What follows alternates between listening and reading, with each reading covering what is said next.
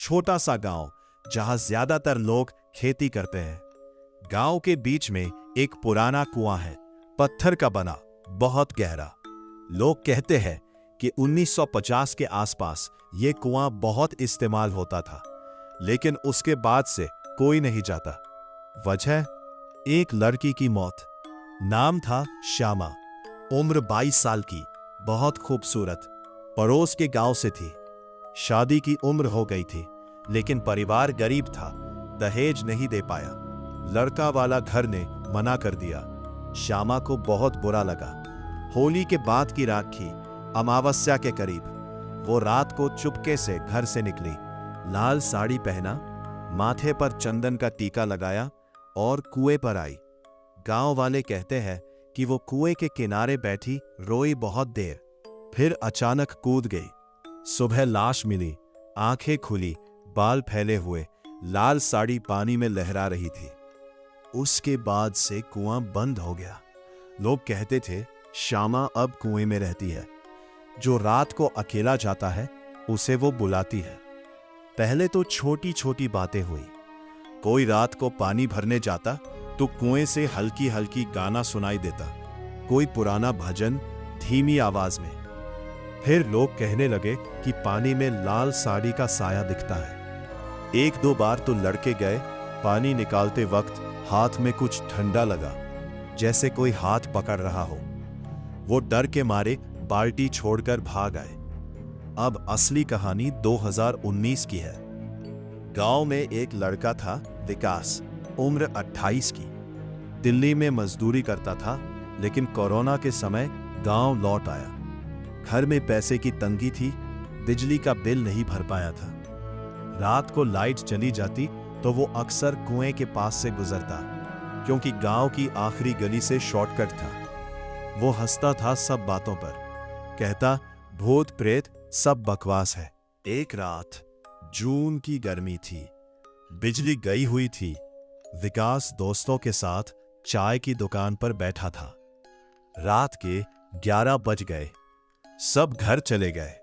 विकास अकेला आ रहा था। कुएं के पास पहुंचा तो लगा कोई रो रहा है, बहुत धीमी आवाज, जैसे कोई औरत सुबक रही हो। वो रुका, सोचा कोई बच्ची होगी। टॉर्च जलाई, कुएं में देखा, पानी काला काला, लेकिन ऊपर से कुछ सफेद दिख रहा था, जैसे कोई कपड़ा तैर रहा हो। विकास ने सोचा कोई कपड़ा फंस गया होगा। उसने बाल्टी डाली, खींचने लगा। बाल्टी आई, लेकिन साथ में कुछ भारी था। खींचा तो बाल्टी में लाल साड़ी का टुकड़ा आया, गीला, पुराना, लेकिन जैसे नया हो। साड़ी पर चंदन की खुशबू आई। विकास को अजीब लगा। साड़ी निकाली, देखा तो उसमें एक चोटी बंधी थी, काले बालों की, लंबी। वो डर गया, साड़ी फेंक दी और भागा। घर पहुंचा तो नींद नहीं आई। रात को सपना आया, एक लड़की कुएं के किनारे खड़ी है, लाल साड़ी में, बाल खुले, आंखें लाल। वो कह रही है पानी दो, मुझे पानी दो। विकास जागा, पसीना पसीना। सुबह उठा तो देखा उसके कमरे में फर्श पर पानी की बूंदें, जैसे कोई गीला होकर आया हो, लेकिन बाहर बारिश नहीं हुई थी। अगली रात फिर वही। विकास सो रहा था। अचानक फोन की रिंगटोन बजी। नंबर नहीं दिख रहा था, बस अननोन। उठाया तो आवाज आई, बहुत धीमी, विकास कुआं पर आओ, मैं इंतजार कर रही हूं। विकास ने फोन फेंक दिया, लेकिन रिंग बजती रही। फिर घर के बाहर कोई खटखटा रहा था, धीरे धीरे।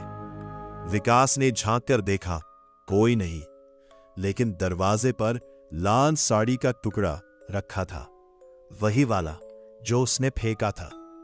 अब विकास डर गया। अगले दिन गांव के बूढ़े को बताया। बूढ़े ने कहा, बेटा श्यामा को पानी चाहिए, वो प्यासी मरी थी, तूने उसकी साड़ी छुई, अब वो तुझे नहीं छोड़ेगी। विकास ने सोचा मजाक है, लेकिन रात को फिर आवाज आई। इस बार घर के अंदर, कमरे में कोई चल रहा था। पैरों की आवाज, पानी टपकती हुई।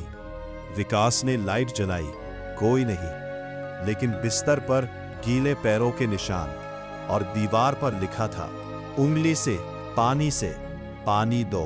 विकास अब रात को सो नहीं पाता था। दिन में भी लगा रहता कि कोई पीछे खड़ा है। एक रात वो फैसला किया, कुएं पर जाएगा, साड़ी डालेगा पानी में, शायद छूट जाए। रात के 2 बजे निकला, टॉर्च लेकर कुएं पर पहुंचा। कुआं के किनारे खड़ा हुआ, साड़ी का टुकड़ा हाथ में था। बोला, मैं माफी मांगता हूं, ले लो अपना। और साड़ी फेंकी। साड़ी पानी में गिरी, लेकिन अचानक पानी में हलचल हुई, जैसे कोई ऊपर आ रहा हो। विकास ने टॉर्च मारी, पानी में एक चेहरा दिखा, श्यामा का। आंखें खुली, मुंह खुला, जैसे चीख रही हो। फिर हाथ निकला, ठंडा, गीला। विकास के पैर पकड़ लिया। विकास चीखा, लेकिन आवाज नहीं निकली। वो कुएं में खींचा जा रहा था।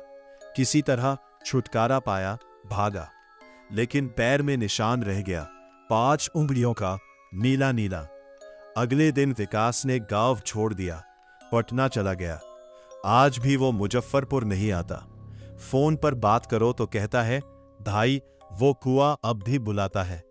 रात को सपने में पानी की आवाज आती है, और कभी कभी फोन पर वही आवाज, पानी दो। गांव वाले आज भी कहते हैं, अमावस्या की रात को कुएं के पास मत जाना, क्योंकि श्यामा अब अकेली नहीं।